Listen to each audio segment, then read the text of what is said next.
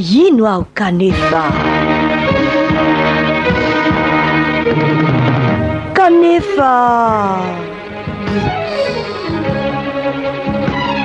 fandarana iazanao amin'ny mpitandrina trimosafidina eto amin'ny radio vaovao maso.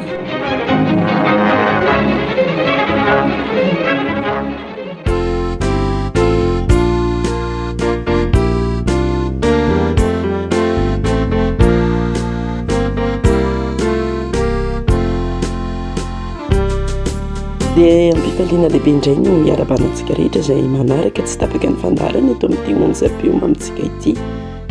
Tena finaritra indrindra izay miaraka aminao indray ary faly izay ankehitriny manolotra anao ny fandaharana te ino aho kanefa, te ino aho kanefa fa tsy manana hery-tsony ahy e, hiatrehako nyzao fiainako izao. Kanefa hoy soratra masina tsy nomen'Andriamanitra fanahy-oza isika fa fanahy mahery sy fitiavana ary fahonoana tena.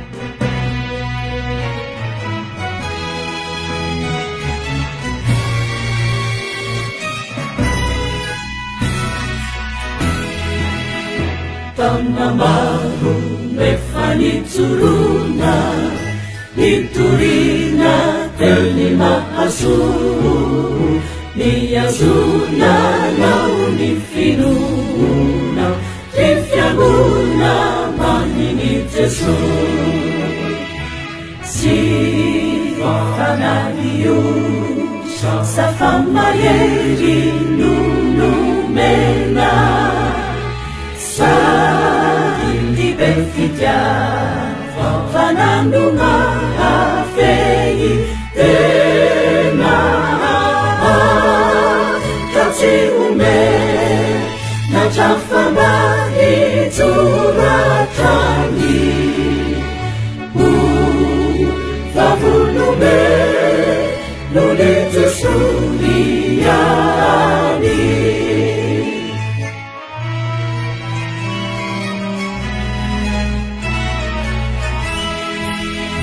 kusaiya tanu nifaninu etwanivu nitilusiti ufahaza vamnakalitilu yazinama jakuchati si fananiu safamayeri nunumena sadi befitiava fanandunga hafei tena katsi ume na chafamba ituratani vavunume nunitesuriani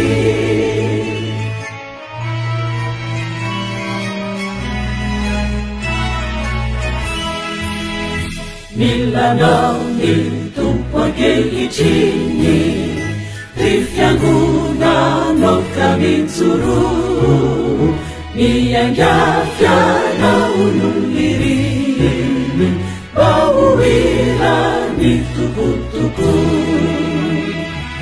sy fananio safa mahery nonomena sadi befitiava fanandunga hafei tena katsi ume na chafamba ituratani favunume nunitesuriani.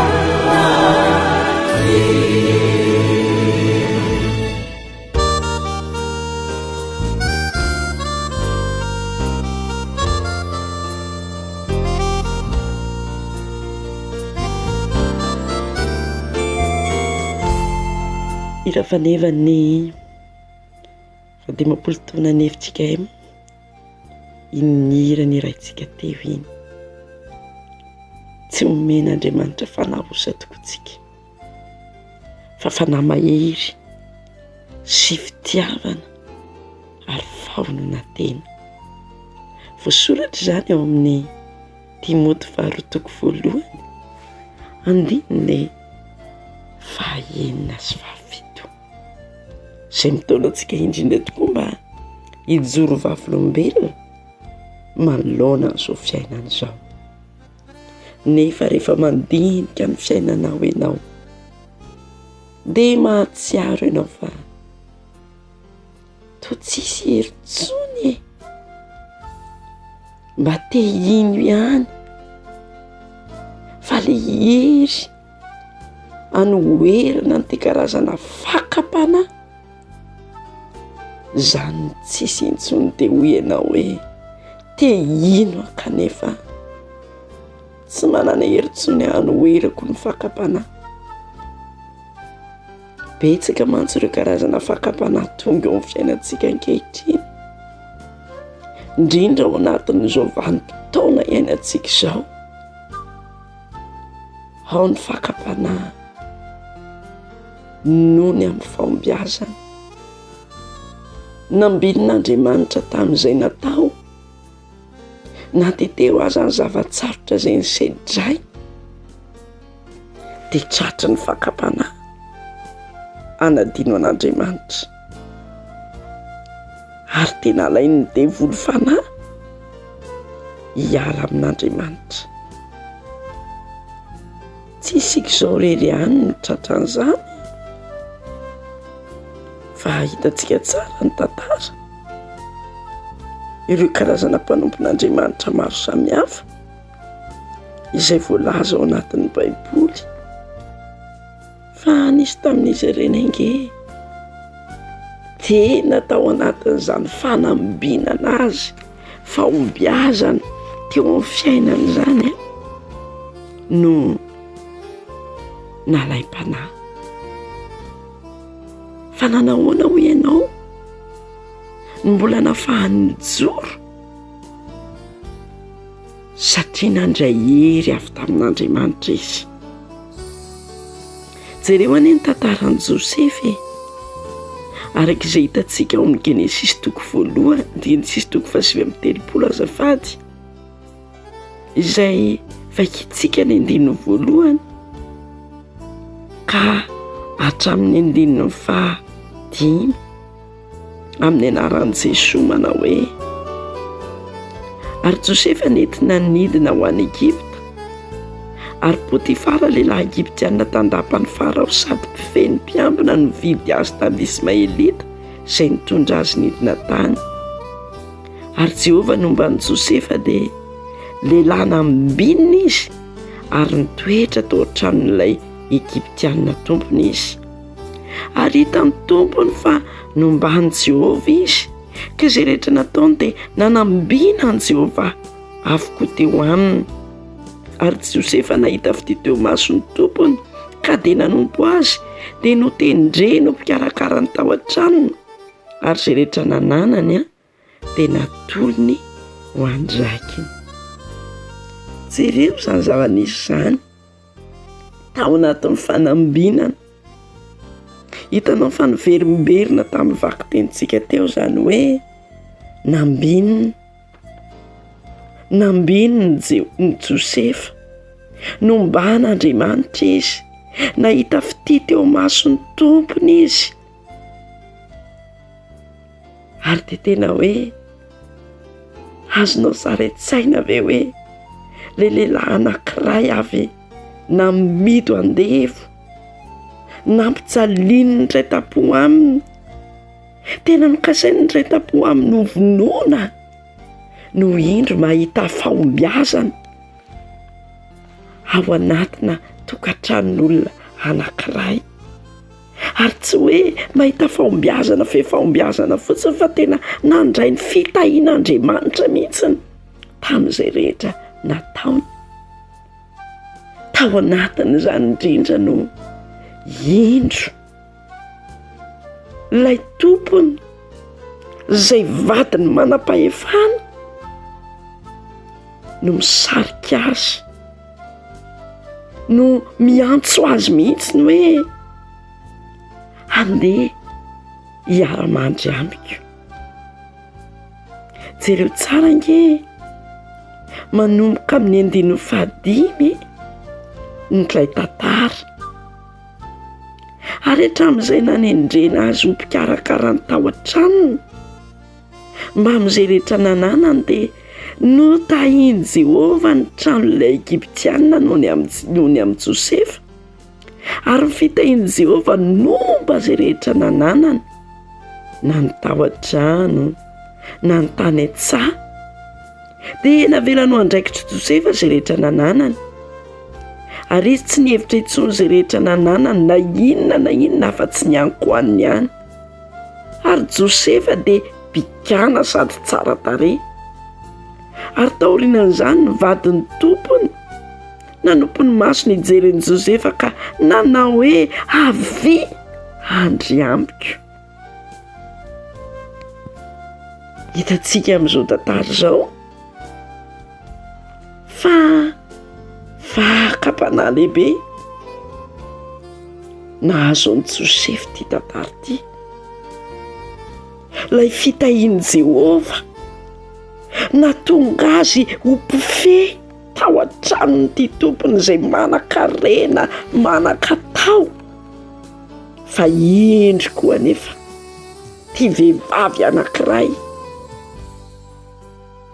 tompony fahefana no misariky an'i Josefa fakam-panahy ho azy zany. Fa izao taiza ny hery nafahan'i Josefa nanda, satria amin'ny 15 tena zava tsara, tena nda izy ka nanao tamin'ny vadin'ny tompony hoe indro ny tompoko tsy mahalala izay tandremako ato an-trano, fa izay rehetra nanany dia natolony ho andraikitro avokoa. Tsy misy lehibe noho izao raha ato amin'ity trano ity, ary tsy misy zavatra narovany amiko afa-tsy ianao ihany, satria vadiny ianao, ka ataoko ahoana ny ianao izany? Izay zavatra ratsy lehibe izany ka nota amin'Andriamanitra. Ny hery hoentinao manohitra ny fakam-panahy dia tsy misy afa-tsy ny fisaintsainanao mandrakariva ny didin'Andriamanitra. Tena niaina an'i Josefa izay fakam-panahy ankehitriny, mahazo ny tanora ka mahatonga ny tanora mba te hiroso amin'ny fivavahana, kanefa tsy afaka, ary mihevitra ny tena fa tsisy hery hanoherana amin'ny fakam-panahy fijangajangana ny karazam-pahotana sy ny vavetavetana. Firifiry ireo tanora zazalahy tsara tarehy, pogoso ny fitenenana, tsy matohitra ny fakam-panahy, manoana an'ireo vehivavy mety manam-bola nefa manam-bady, manam-pahefana.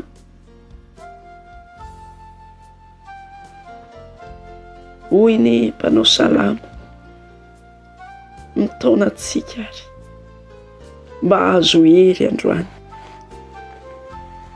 mba tonga antsika tokoa tena hajoro hoe hajoro amin'ny finoana, hanana hery hanoherana ny fakam-panahy. Inona ny arovan'ny zatovo ny lalakane tsy voaloto, ny fitandremana araka ny teninao ao amin'ny tenin'Andriamanitra ihany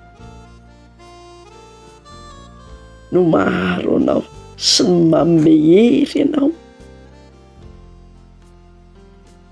iaina amin'ny finoana. Ka mahatonga ny mpanao salamo ihany iteny, endre ny fitiavako ny teninao, fisaintsainako mandrakarivo izany. dia malona andreo namany ratsy izay mitarika anao izay mitona anao tahaka ny ataony vadiny Potifara io mihitsy ny salamo voalohany no ataovy ao an-tsainao mandrakariva ary hery lehibe tokoa hoentinao indray mamakivaky ny fiainako avinao rehetra hanananao fandresena eo amin'ny fiainanao satria hoy ilay salamo voalohany manao hoe sambatra ny olona izay tsy mandeha eo amin'ny fisainany ratsy fanahy ary tsy mijanona eo amin'ny lalana falehan'ny mpanota ary tsy mipetraka eo amin'ny fipetrahan'ny mpaniratsira fa ny lalan'i Jehovah ny sitrany eny lalàn'ny saintsainy andro manala dia tahaka ny azo ambolena eo amoron'ny rano velona izy izay mamoa amin'ny fotoany ny raviny koa tsy mba malazo ary ny asany rehetra dia lavorary avokoa fa tsy mba toy izany ny ratsy fanahy fa toy ny akoho fahelin'ny rivotra izy ary noho izany ny ratsy fanahy dia tsy hajanona eo amin'ny fitsarana na ny mpanota eo amin'ny fiangonany marina fa fantatry Jehovah ny lalàny marina ny lalàny marina fa ny lalàny ratsy fanahy kosa dia makany amin'ny fahaverezana fanao ary izay mahatsiaro fa tena tsisy hery intsony hanoherana n'ilay fakapanahy aiza ny hanomezan'Andriamanitra anao ilay fanahy mahery saintsaino andro manalina ny sitrapon'Andriamanitra dia ho hitanao fa ahazo herenao.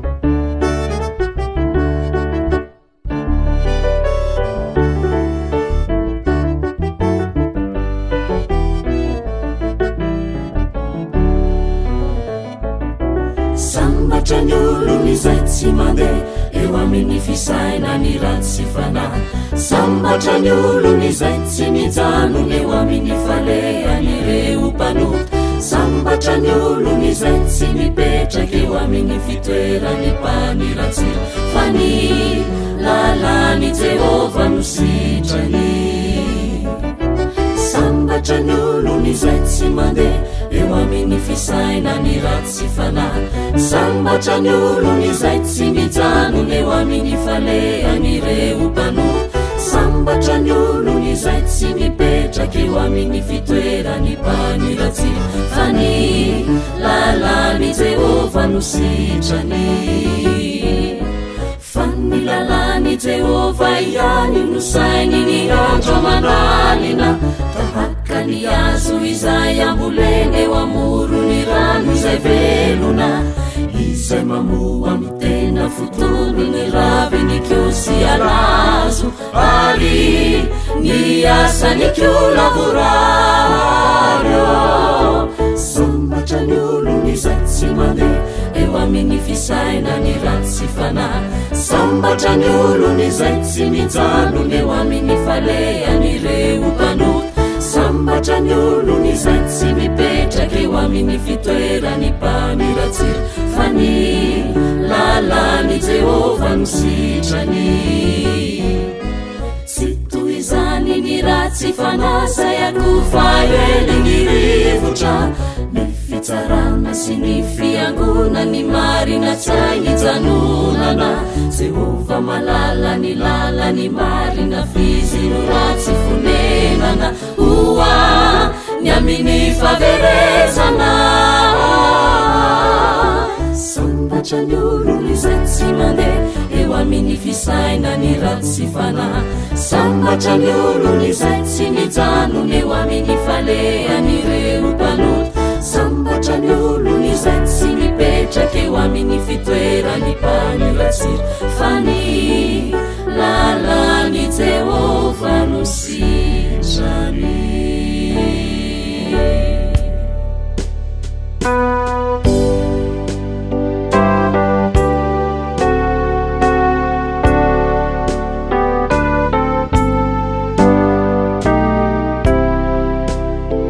marina loatra inira narahantsika teo iny sambatra ny olona izay tsy mandeha amin'ny fisainany ratsy fanahy. Satria tokoa nge ny ratsy fanahy mieritreritra fa efa zavatra mandeha ho azy izany manoto izany. Normal be zany indraindray ny tenenin'ny olona dia izay no mahatonga anao misalasala. Fa rehefa tena toerintsika tokoa ange io fakapanahy io dia izao tsy zakanao indraindray ny vavan'ny olona, ary izany ilay tena mampisalasala sy mahaketraka anao. Ilay hanohitra an'ilay fakapanahy vitako ihany, fa ilay vava avoakany mihitsiny, avoakan'ny olona ny tiako tenenina, izany tsy zakako ianao. Fa tsy ianao ihany inge ny tratran'izany, fa mbola fanadinana anao daholo koa izany. Jereo ny toy an'ilay tantara amin'ny Genesis 5:7 io. Nandahan'ilay fakapanahy, nanohitra an'ilay fakapanahy ny Josepha, fa inona ny vokany? Ny vokany dia hainao tsara fa niendrika ndrehan'ilay vehivavy ndray izy. Lazain'ilay vehivavy fa lelam-panolany ty Josefa loza, modina anao nampalahelo be ilay vehivavy, ary dia nitomany gogogo rehefa tonga ny vadiny. Dia lehilahy Hebreo nentinao tato iny, napiditr'olona tato, saika an'olana rehefa niantso vonjy dia nitsaoka izy. Io efa nesorony io mihitsy ny akanjony, nefa nizy no sarika sy ny situna ny akanjon'ny Josefa, fa navelan'ny Josefa teo. Ny olona rehetra izay nijery dia samy miteny avokoa hoe marina aza ny tenenin'ity vadiny Potifara ity, satria tena tratra teo tokoa. Ny akanjon'ny Josefa dia inona ny vokany? Neditra tany am-ponjy izy. Dia indrindra ilay mampisalasala anao, satria toa mihevitra ianao hoe raha misy marina tokoa re zany Andriamanitra zany, tsy tokony vadiny Potifara ve niditra tany am-ponja satria nanao ratsy.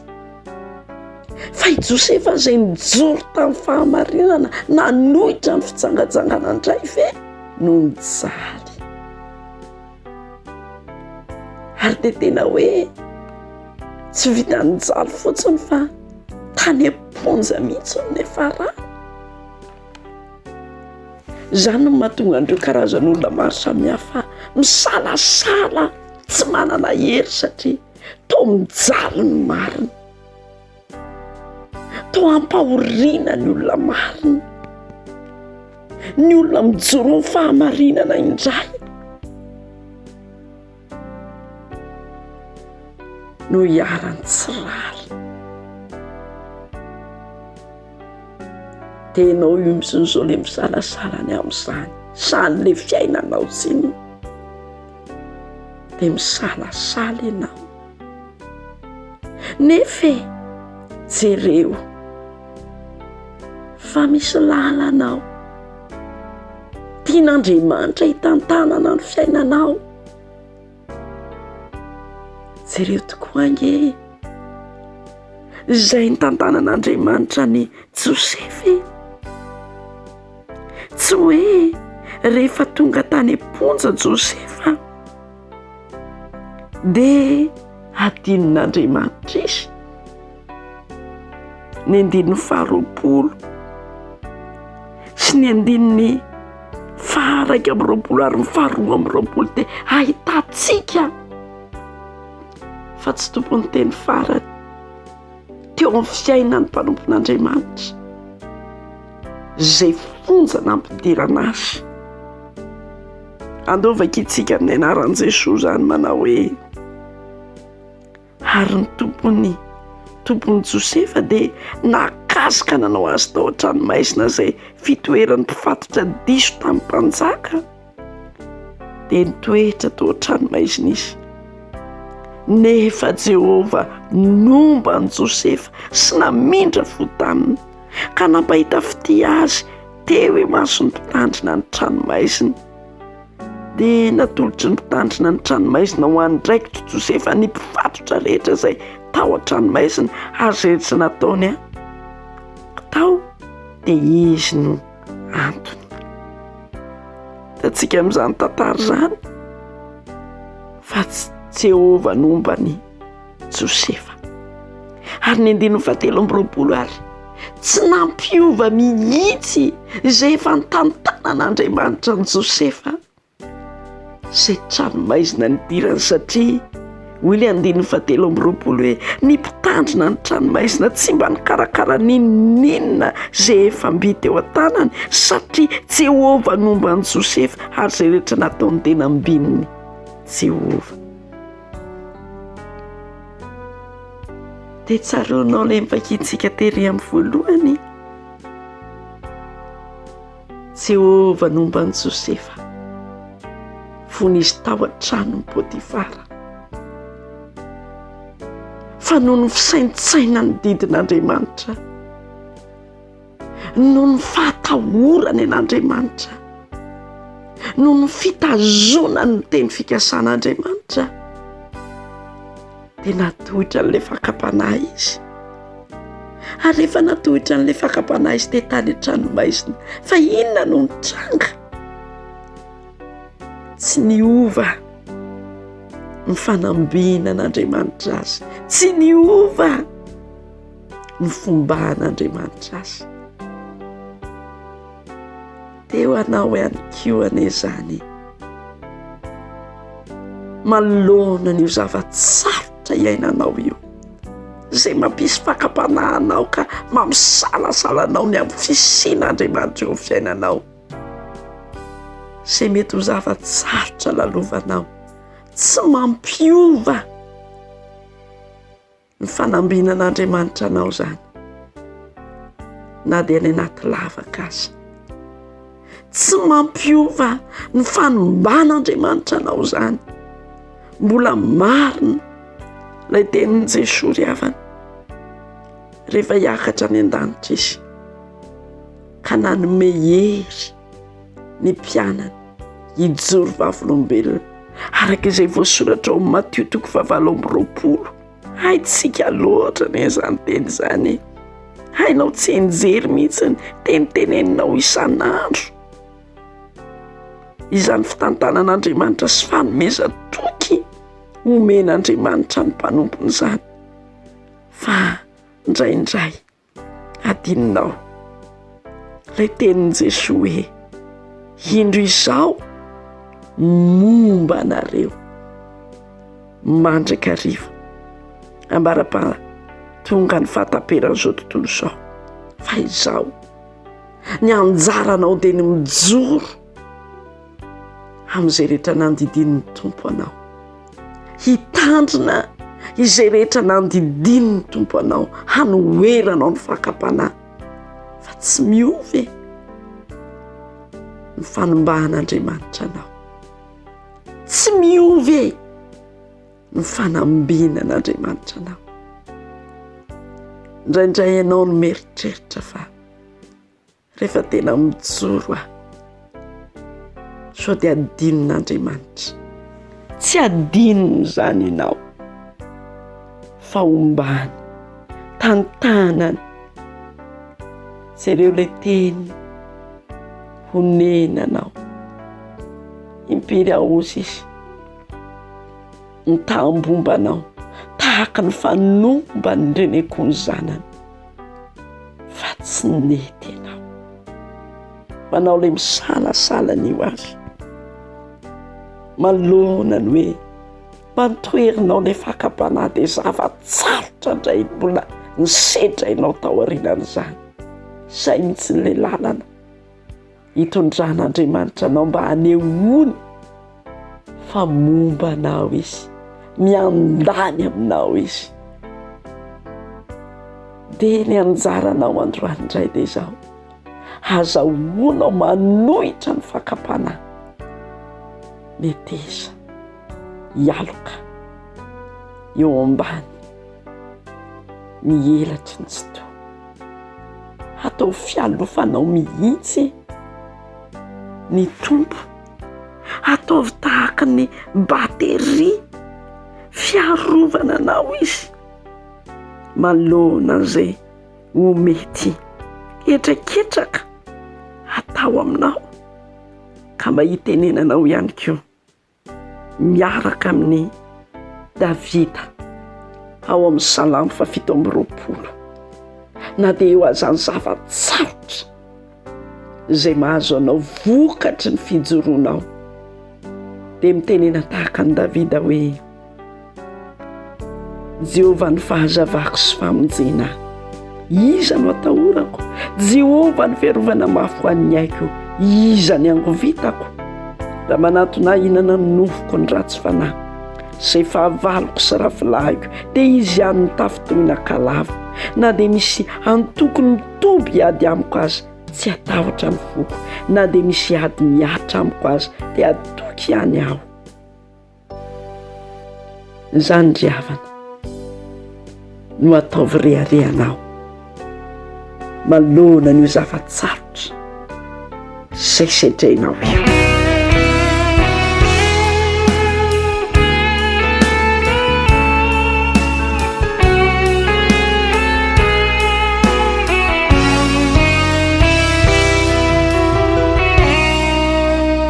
Efa nandalo teo daholo reo fahoriana sy fijaliana, fa toa tsy mataitra intsony zany, fantrana sy tsy fisina, fizao mbola etiany mijoro hatrany, satria ny Andriamanitra tsy ampitondray, zay tsy zakako izany. Na ino kidona na ino kiatra, zao mbola hitraka, na isesisesy ameliay azany ady, zao efa zatra. Ny afony finoko tsy ho fatintsony, fa iredareda ho porofo izany, fizao dia mpanompo efa vita sedra.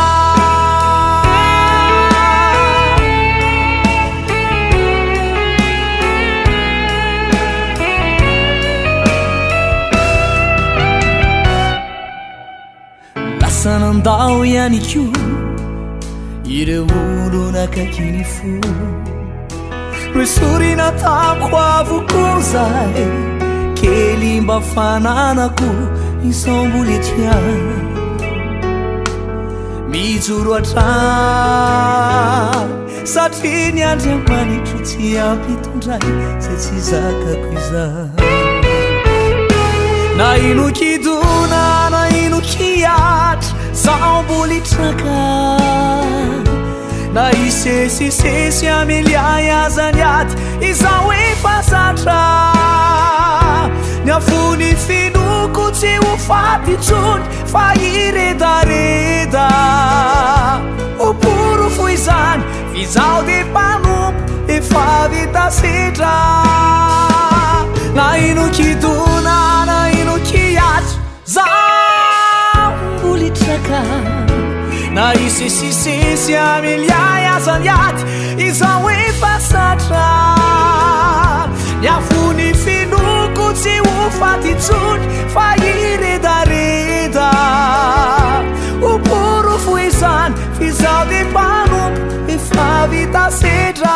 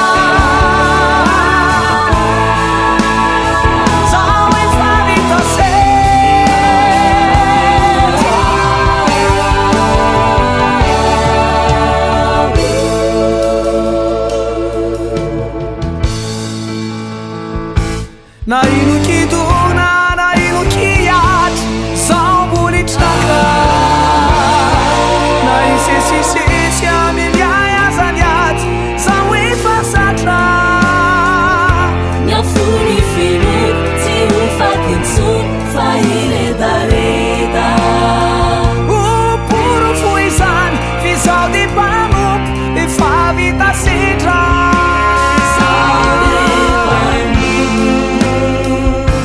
efa vita sedra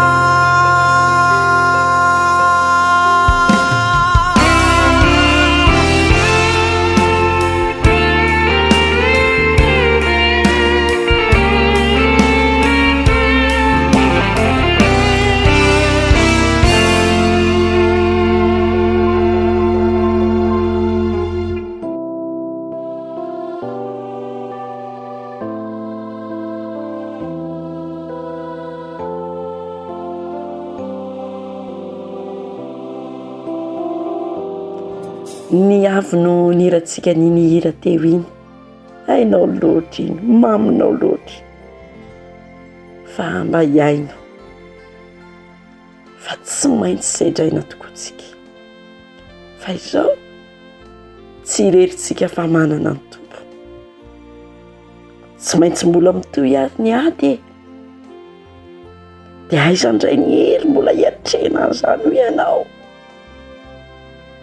zareo ilay tantarany Josefa mbola nitoy ilay ady ary inona ho ianao no nitranga nivoaka tao an-tranomaizina izy ary tsy vitany hoe nivoaka tao fotsiny fa nivoaka tamin'ny fandresena mihezinezina satria izy no lasa prime ministre lehibe tany Egypta hainao tsara ilay tantara dia tena tompony fahefana rehetra ary dia teo ampelatanany fahefana dia mbola nomban'Andriamanitra ihany izy nambin'Andriamanitra tamin'izany zavatra nataon'izany nampiaiko volana ny olona mihitsy aizitsika no ahita lehilahy eny sady manan-tsaina tahaka an'io lehilahy io izany voambolana nalaza mahakasika ny Josefa tamin'izany vanim-potoana tena hoe hita tokoa ilay fandresena tao anatiny hita ny olona rehetra lay Josefa nanana an'Andriamanitra lay Josefa nomban'Andriamanitra nambin'Andriamanitra tamin'izay rehetra nataony tsy nijanona tao am-pofony izany satria tsy tompony teny farany teo amin'ny fiainan'ny Josefa io fa navoaka n'Andriamanitra tao tamin'ny fomba mahagaga tsy takatry ny sain'olombelona velively ka dia lasa nanapaka ny tany Egypta ary tsy ny tany Egypta ihany fa ny tany rehetra manodidina dia tonga ihany koa mba hiakohaka hangataka fanampiana amin'ity lehilahy anankiray izay gatra nefa lasa mpanapaka mahagaga fa mbola nitondra ny adiny Josefa satria inona ho ianao tonga reto reralahy izay nivarotra azy nitamberina tao amin'ny Josefa ilay tantara izay efa nivalina hatry ny ela satria dia tonga nividy vary nitady fanampiana nidodododo tany amin'ny Josefa ilay ralahy fakapana lehibe ho an'i Josefa ity tantara ity satria dia ahoana hamaly fato ve raha ianao reny teo amin'ny toeran'i Josefa dia inona no nataonao e? Mety tonga dia hoe ianao hoe anazy ny alefa anahy amin'izay ty retory ty. Mety ho izy ianao hoe azoko amin'izay izy, tratrako amin'izay reto, ataoko tsy afaka mikovoka intsony. Fa izao Josefa nafantatra an'ireo rahalahy, fa ireo rahalahy tsy mba nafantatra an' Josefa. Zany ilay tantara izay eo amin'ny Genesis 2:7 no mitantara azy tao anatin'izany. Dia nizaha toetra indray Josefa, hamindra fo sa tsy hamindra fo, hamela heloka sa tsy hamela heloka. Ary rehefa nataon'i Josefa daholo izay karazana fombafomba rehetra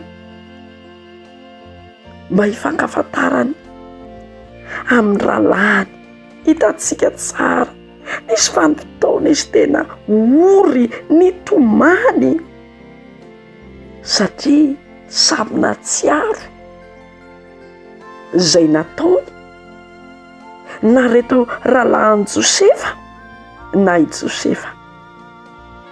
Ireo rahalahin'i Josefa dia izao, rehefa natsiaro dia nifanometsiny. Hitantsika tsara zany eo amin'ny andininy 20 sy ny andininy 120 amin'io Genesis 2:2 io. Raha nangatako Josefa eto aty ilay zandrinareo hanaporofona fa tsy olomeloko nareo, dia ny fanometsina no nataony reto rahalahin'i Josefa andenana hoe 120 amin'ny anaran'i Jesosy, dia niresaka hoe izy efa meloka tokoa isika noho ny amin'ny rahalahintsika satria nahita fahorian'ny fanahy isika raha nitaraina tamintsika izy nefa tsy mba niaino isika hoy izany nahatongavany izao fahoriana izao tamintsika. Dia namaly azy robena ka nanao hoe motsy efa niteny taminareo fa aho ka nanao hoe aza manoto tamin'zaza nefa tsy mba niaino anareo, indro ahidina ny raha izao. Fa Josefa teo anatrehan'ilay fanomezantsiny tsy mba nanometsiny. Fa jereo amin'ny 420 ary Josefa dia niodina niala teo amin'ny kantomany. Zany no nataony Josefa. Jereo ange le olona nampijaliana indray no ory am-panahy, fa le nampijaly ny fanometsiny. Dia indraindray tokoa ianao ohatr'izany, ohatr'izany mihitsy ny fiainanao, ianao indray no ory am-panahy, fa reo nampijaly ianao mbola manometsiny. Fa jereo izay nitranga tamin'i Jesosy rehefa teo ambony hazo fijaliana Jesosy,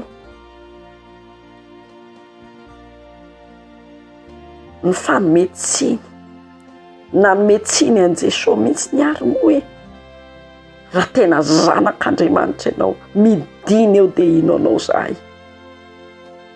Hatramin'ilay jiolahy anankiray mbola nateny midiny ianao dia mba hampidiny koa zay, fa ao hiala eto koa zahay. Fa le anankiray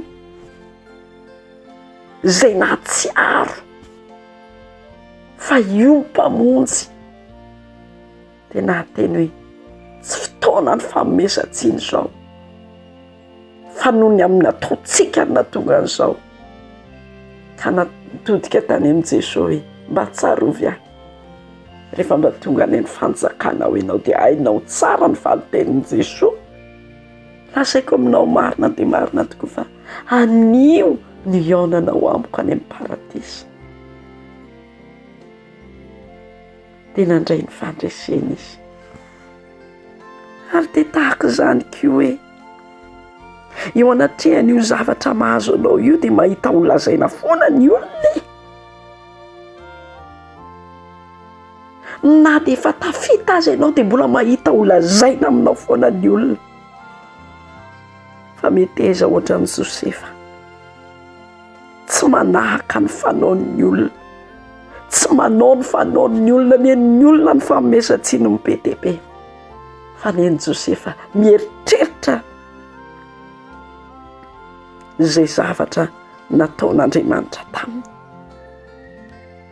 Izany ny zava-dehibe taminy. Ary jerevy tokoa ange ny fiafaran'ireo rahalahin'i Josefa ireo rehefa maty ary ny rainy izy ireo. Natahotra so amaly fato Josefa. Mazava ny valitenin'i Josefa. Nareo nge nieritreritra izao ho ratsy fa Andriamanitra namadika an'izao soa amelonaina ny nahatongavako taty.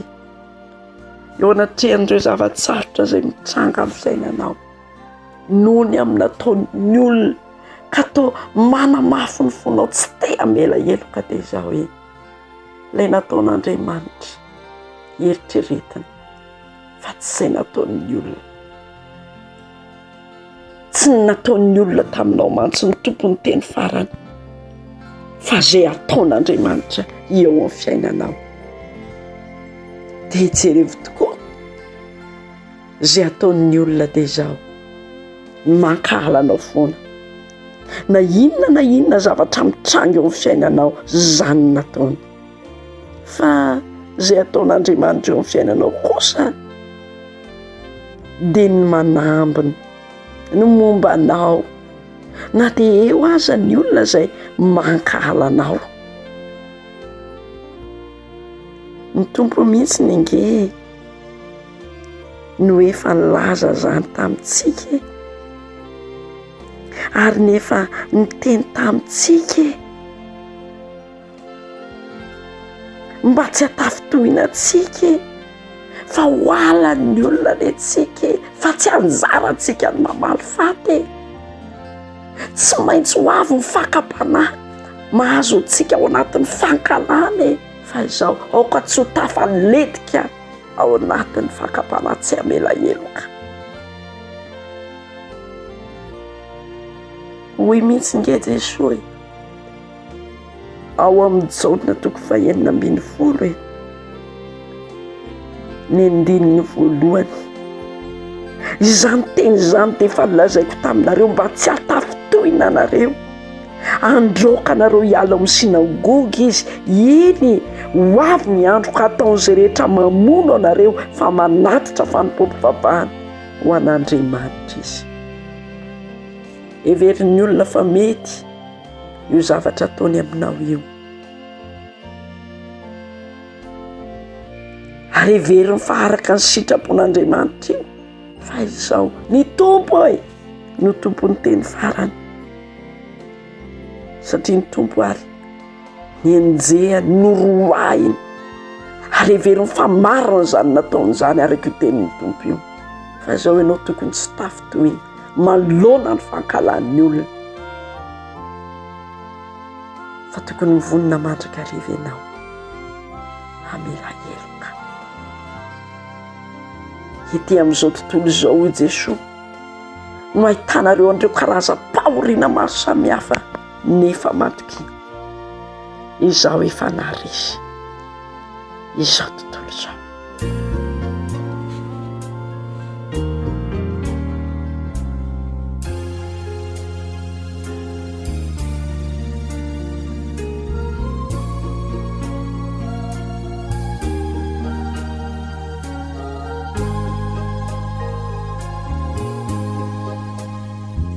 Isakini mahenu ao na mahita suratra we kafare detsarukana Kristi nijali ni hari peri zinamali na latsatrayana nuhuireu ankasonitany jesosio nampane fitramboko ianao mefade afaka manay sotrajaly hoany tenana tsy mazakano lombelona zay atratamina ary tsorina fanyainao mitsinona tosorona jesosio mafaitra loatra re jesosy zany kanimbahany azoko atao de intiny fo kumekwanao iza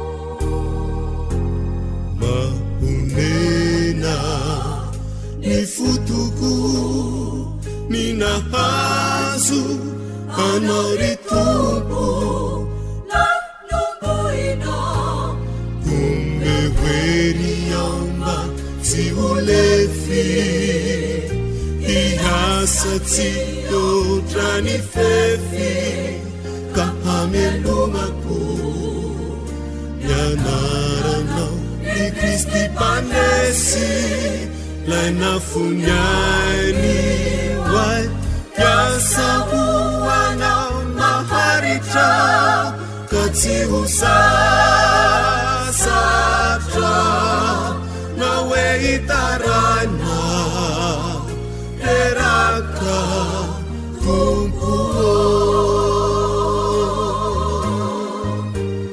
zimpazakano lumbeluna zani atratamina aritsurina fanyainao mitsinuna tosuruna jesosio mafaitra loatra re jesosy zany kanibahany azoko atao de intiny fo kumekwanao iza tsy mazakano lumbeluna zany atratamina aritsurina fanyainao mitsinuna tosuruna jesosio mafaitra loatra re jesosy zany kanimahany azoko atao re intiny fo kumekwanao iza azoko atao re intiny fo kumekwanao iza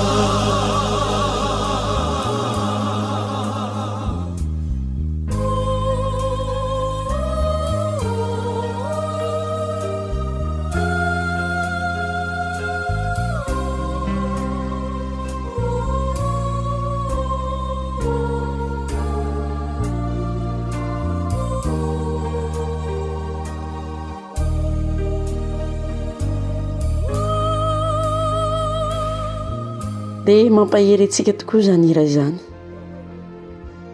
ary indrindra maniraka antsika tena hibanjina an' Jesosy Kristy tompontsika tokoa mba hanana antsika fandraisena ao anatin'izay karazana fakapanahy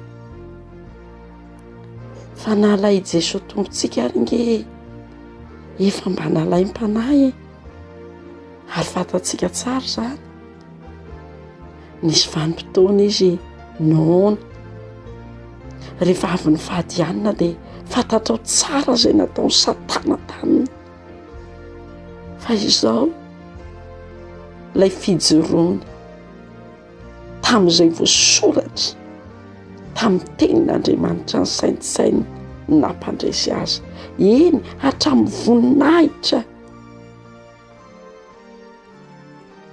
hatramin'ny fahefana hatramin'ny zavatra hitany maso eto amin'izao tontolo izao fa nivoaka mpandresy izy ary te hampandresy ianao ihany koa ary zany indrindra no hitomana anao misalasala amin'ny teny fa tsisy hery intsony ahy be loatra reto zavatra mahazo ahy dia reraka ianao rehefa mijery ny zava-misy tsy ianao ihany ny reraka fa jereo ny tantaran'ny Gideona tokoa teo anatrehan'izay zavatra nisy tamin'izany vanim-potoana izany raha nampijaly ny zanak'Israely ny Midianina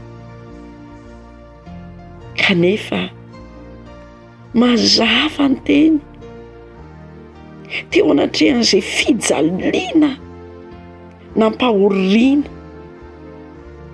andreto olona ireto dia hoy ilay anjelin' Jehovah niseho tamin'ny Gideona hoe Jehovah ny momba anao ry lehilahy mahery teo anatrehan'izay zava-mitranga amin'ny fiainanao hoe na inona zany dia izao no afatra ho anao Jehovah ny momba anao Jehovah no manambina anao dia mety hiteny ianao hoe jereo anety zavatra mahazo ahy raha tena momba Andriamanitra maninona ny tonga amin'izao zavatra rehetra izao Gideona koa efa mba niteny izany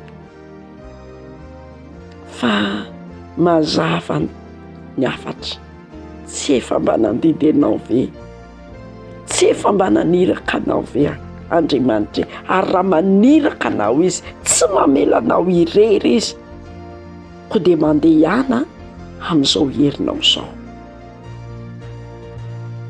ao amin'ny tsara toko fahenina no ahitantsika an'izany teny izany mandeha ihana ary mitsangana amin'izay aza ketraka tsony fa momba anao ilay Jehovah izay mahita tokoa ny amin'ny fiainanao ray manontolo momba anao izy tsy ny herinao no andehananao fa ny heriny fanahany io ilay fanahy mahery omeny anao tsy nomeny fanahy osa ianao ka izany ny tokony horeharehanao indray hiatry ny fiainako avinao rehetra tsy fantatsika izay hitranga ao fiainanao fa ny any tsapanao dia izao izay voasoratra ao amin'ny Zakaria toko faefatra Zakaria toko faefatra ka ny andininy fahenina hoe tsy amikerina hampatanjahana fa amin'ny fanahiko ho Jehovah tompony maro zany no andehananao lay fanahan'Andriamanitra izay omena anao ary efa nampanantenana fa omena anao satria Jesosy nefa niteny azo hery ianareo amin'ny ilatsahany fanahy-masina aminareo ka dia ho vavin'olombeloko eto Jerosalema sy Jodea Samaria ary hatramin'ny farany tany asan'ny apôstôly toko voalohany ny 19 izay anjaranao ary dia ny mahatoky fa ampoanao Jesosy ampoanao ny fahasoavany na i Paoly koa ary nge rehefa mba nijery ny zavatra nisy teo amin'ny fiainany dia manisy vanim-potoana ihany tokoa mba nametra-panontaniana hoe ahoana marina moa ny amiko ty ary dia tena nangataka tamin'ny tompo mba hialadreo karazana problema maro samihafa mahakasika ny vatany fa mazava ny tenin'ny tompo hoe ampo anao ny fahasoavako fa ny heriko dia tanterahana amin'ny fahalemena. Koritianina 4:12 5. Ampoanao ary ny fahasoavan'Andriamanitra, hanoeranao ireo fakapanatonga eo amin'ny fiainanao ankehitriny, ka ao anatin'izay vanim-potoana mahaketraka anao, mety noho ny nataon'ny hafa, tsy fotoana ny fanomezanao tsiny izao, fa fotoana fibanjinanao izay lalan'Andriamanitra, tian'Andriamanitra ho soritana izoranao. Eo anatrehany izay mety mahakivy ianao satria manjoro ihany ianao, nefa taonam-pahoriana indray dia mibanjina an'ilay Jesosy Kristy tompony fonoantsika, sady mpanefa azy ary mpanefa izay planina mahagaga tiany atao eo amin'ny fiainanao. Manoloana an'izay mety fizirizirinao, fakapanao anao tsy te hamela heloka, dia izao hoe tsy izay nataon'ny olona taminao ny tompony teny farany, fa izay nataon'Andriamanitra. Dia iza ny betsaka ary iza ny tsara ary iza no saintsainao, izay nataon'Andriamanitra ve sa izay nataon'ny olona? Mampatsiaro tantara anankiray, nanolo tena ho an'Andriamanitra ity lehilahy ity, ary resy lahatra fa hanompo an' Jesosy. Ny alana ny fanao izao tontolo izao, tao anatin'izany betsaka ny tsy nankasitraka, ary dia ngezaka ny apanga nanaratsy, dia manjory ihany, mba nitoroteny ihany, fa rehefa mba tratra ny teny anankiray, reny ve ny batekonina, zao ve ny batekonina, dia kivy.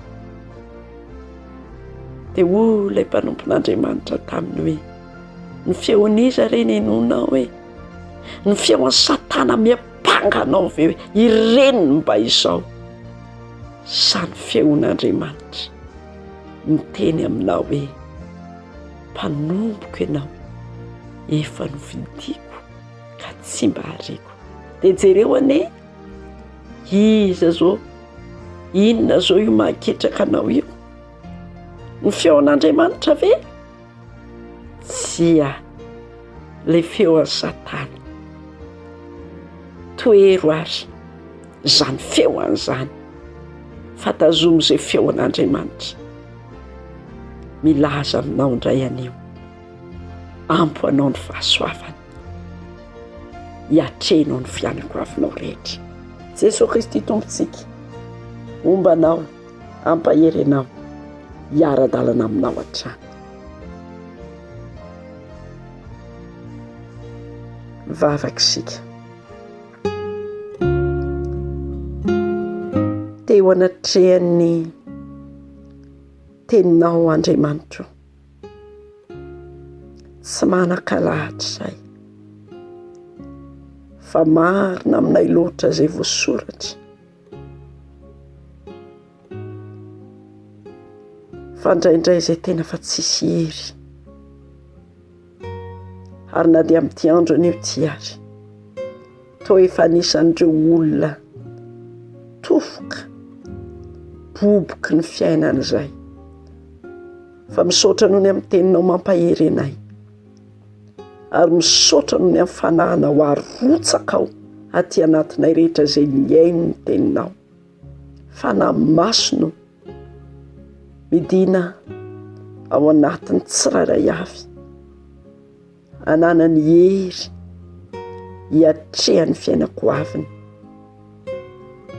Ianao no mahita izay rehetra reraka ampaherezo, izay rehetra mangatsika hafanao, izay rehetra manana fovato torotoro tonga fonofo zay rehetra nona voikiso amin'ny teninao, zay rehetra ao anaty maizana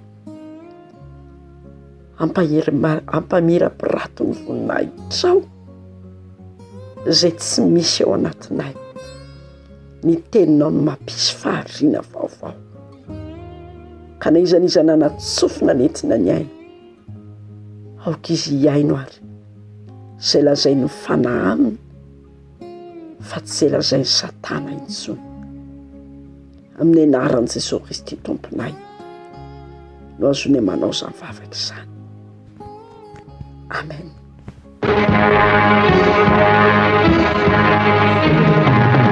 Te hino aho kanefa, kanefa fandaharana ny arahanao tamin'ny mpitandrina trimsafidiana. Azonao ifandraisana amin'ny laharana 034 50 998 93.